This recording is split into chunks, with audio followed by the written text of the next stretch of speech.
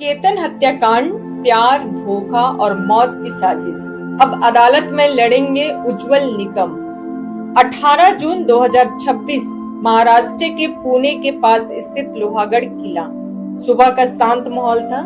26 वर्षीय युवा कारोबारी केतन अग्रवाल अपनी मंगेतर सिया गोयल के साथ ट्रेडिंग के लिए निकले थे। किसी ने नहीं सोचा था यह सफर उसकी जिंदगी का आखिरी सफर बन जाएगा।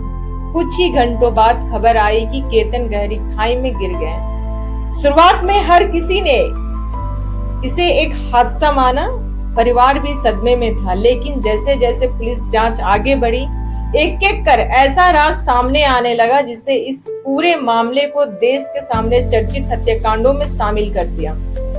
पुलिस जांच के अनुसार फरवरी 2026 में केतन और सिया की सगाई हुई थी, लेकिन सिया का कथित तौर पर पहले से चेतन चौधरी के साथ प्रेम संबंध था।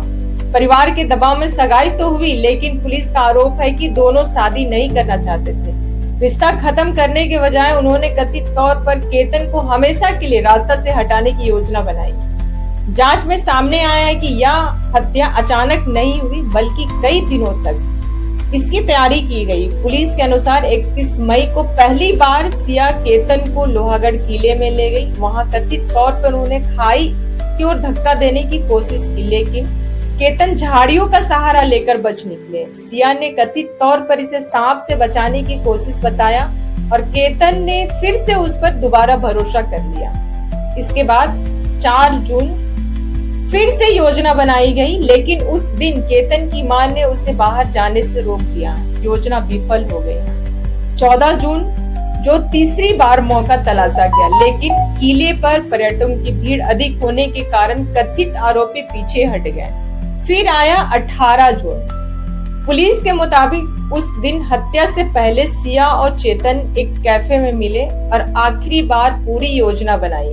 एक गुप्त इशारा तय किया गया, जब केतन खाई के किनारे पहुंचेंगे तब सिया बैठ जाएगी। यही इशारा होगा, चेतन पीछे से आकर हमला करे। पुलिस का दावा है कि लोहागढ़ किले पर ठीक वैसा ही हुआ।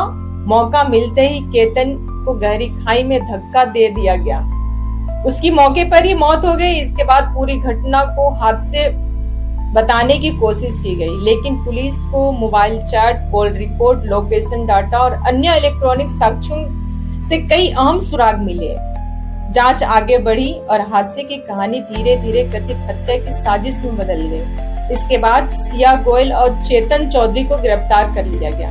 दोनों फिलहाल न्यायिक प्रक्रिया का सामना कर रहे हैं। अंतिम निर्णय अदालत करेगी। इसी बीच केतन के परिवार ने न्याय की गुहार लगाई। उनके पिता ने महाराष्ट्र के मुख्यमंत्री देवेंद्र फडणवीस से मुलाकात कर मामले की निष्पक्ष और त्वरित कार्रवाई करने की मांग की। मुख्यमंत्री ने परिवार को भरोसा दिलाया कि दोषियों को कानून के अनुसार सख्त सजा दिलाने के लिए हर संभव प्रयास किया जाएगा। इसके बाद सरकार ने इस मामले को फास्ट ट्रैक कोर्ट में चलाने का फैसला किया। साथ ही देश के सबसे चर्चित सरकारी वकीलों में से एक उज्जवल निकम को इस केस में विशेष लोक अभियोजन नियुक्त किया गया। 26/11 मुंबई आतंकी हमले में सहित कई बड़े मामले में सफल पैरवी कर चुके निकम अब इस हाई प्रोफाइल केस में सरकार की ओर से अदालत में पक्ष रखेंगे। अब पूरा देश की निगाह अदालत की सुनवाई पर टिकी है। क्या पुलिस के दावे अदालत में साबित होंगे या सभी सबूत आरोपियों की पुष्टि करेंगे, या फिर बचाव पक्ष इन आरोपियों को चुनौती देंगे? इन सभी सवालों का जवाब अदालत की सुनवाई और अंतिम फैसले में मिलेगा।